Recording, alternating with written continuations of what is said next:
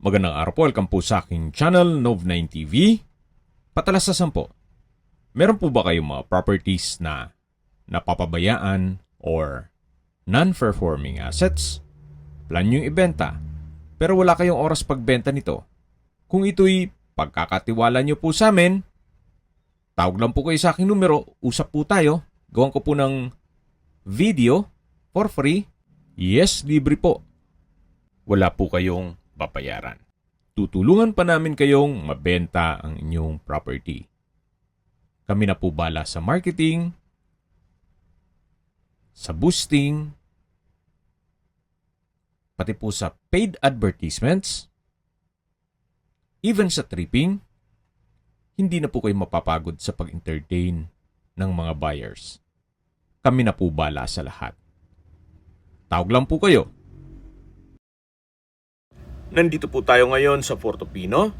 Ito po ay isang exclusive subdivision na kompleto po ang amenities gaya ng clubhouse, swimming pool, park and playground, landscape, 24/7 security, at napakaganda po ng lokasyon. Malapit po sa Evia, MCX, Daang Hari, SLEX, schools at hospital. Ito pong bagong video presentation natin ay isang pre-owned housing lot. May lot area po ito na 250 square meters at may floor area na 211 square meters. Ang ground floor po ay may spacious na living at dining area. May modern kitchen, powder room, maid's room with toilet and bath, laundry or service area, lanay, at 2 covered car garage. Ang second floor po ay meron pong master bedroom with bathtub and walk-in closet provision,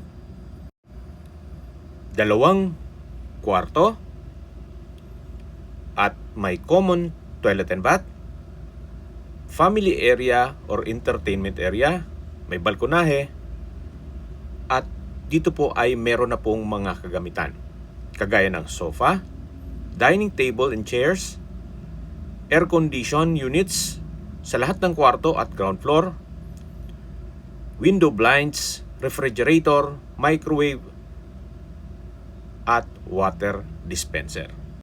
Halos hindi naman po ito natirhan ni owner, gawa ng marami po silang property. Ito po'y titulado, buhay po ang may-ari, kaya wala po kayong maging problema sa documentation o sa transfer ng title. At lahat pong mga kagamitan na nabanggit ko kanina ay halos bago rin po yun. Dito po sa harapan ng bahay ay meron pong garden or naka-landscape na rin po siya. At tunghayin niyo po yung fasad. Ito pong bahay ay well-maintained. Kaya ready for occupancy. Once na ma-acquire niyo itong property, pwede na pong lipatan kaagad.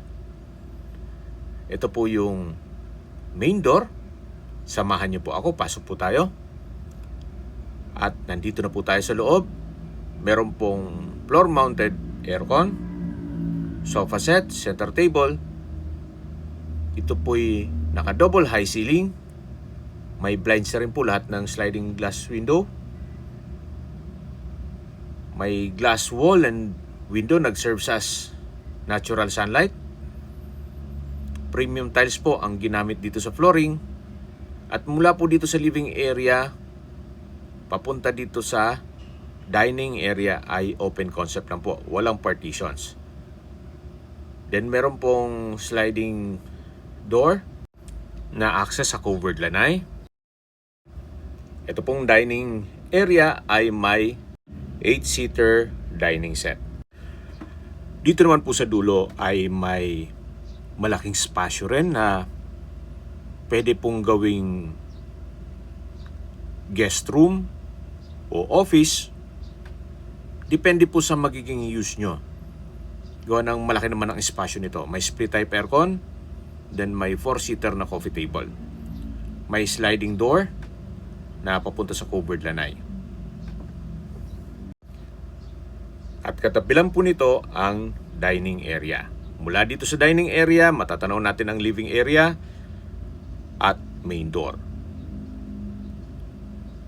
Ito naman po yung modern kitchen. May modular kitchen cabinet, breakfast nook, granite kitchen countertop, may water dispenser, refrigerator, at dito po sa baba ng kitchen countertop ay meron pong storage ang kitchen utensils at drawer. May dalawang kitchen window na may blinds, may microwave, at napakalaki po ng espasyo nito. Ito naman po yung dirty kitchen. Meron din po itong granite kitchen countertop, stainless sink with faucet, kitchen drawer and cabinet, at ito po yung maid's room. Malaki naman po ang espasyo nito. Maayos ang pintura ng ceiling at wall, at meron pong glass window with blinds. High ceiling din po ito. Yan po yung maid's room. At paglabas nyo po ay yung dirty kitchen at service area. May space na rin po para sa washing machine. Yan po yung access door papunta sa likod ng bahay. At ito naman po yung toilet and bath. Na katabi lang po nito ang maid's room. Maayos naman toilet fixtures, may hand wash basin, vanity mirror, water closet with bidet, tile bathroom wall, at may bathroom window. At katabi lang po nito ang access door papunta sa likod ng bahay, na kung saan malaki pa po ang espasyo dito. Pwede po kayong mag-garden. At yan po yung concrete fence. Balik po ulit tayo dito sa loob. Ito po ulit yung service area at dirty kitchen. Dito naman yung toilet and bath ng maid's room. At ito po yung formal kitchen. Dito naman po yung dining area. At sa dulo yung sliding door papunta sa covered lanai. At ito naman po yung living area o salas. Yan po yung main door. At meron pong under stairs na powder room. Check po muna natin bago tayo umakyat dito sa hagdan. Kumpleto rin po ito ng bathroom fixtures. May hand wash basin, water closet with bidet, may vanity mirror, naka-tiled flooring, at may bathroom window na may blinds. Actually, malaki din po ang espasyo niya. Ito po yung powder room. At meron din pong understair storage. Paglabas nyo po dito, yan na po yung living area o salas. At malapit na rin po ang main door. Napakaganda po, napakaaliwalas itong floor plan. Hindi magulo at very spacious. Ito na po yung hagdan. Ito yung naka-wooden staircase at wooden handrail. Meron din pong staircase window na nag-serve as natural sunlight. May blinds na rin po siya. Samahan niyo po ako, kaya't po tayo. At nandito na po tayo sa family area. May ceiling fan, may access door papunta sa balkonahe, at sa baba po ng balkonahe ay yung covered car garage. Ito naman po yung open below. Yan po yung glass wall and window na nag-serve as natural sunlight dito sa may living area. At ito po yung hallway na papunta naman dito sa mga kwarto. Ito po yung first bedroom. May bed frame with mattress, split type aircon, may blinds na rin po ang sliding window, at meron din po itong sariling toilet and bath. Ito pong tile flooring ay wooden design. Check natin itong toilet and bath ng first bedroom. May hand wash basin, water closet, at shower curtain. Tunghayan niyo po ulit itong unang kwarto o first bedroom na malaki din po ang espasyo nito at meron na rin pong bed frame with mattress. Paglabas po natin, yan po yung hallway, yung family area at yung balkonahe. Ito po yung master bedroom.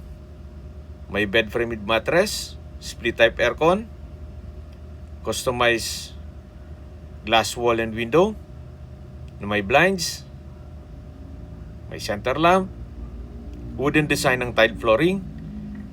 Meron din po itong walk-in closet at may whole body size na mirror. At dito naman po yung toilet and bath.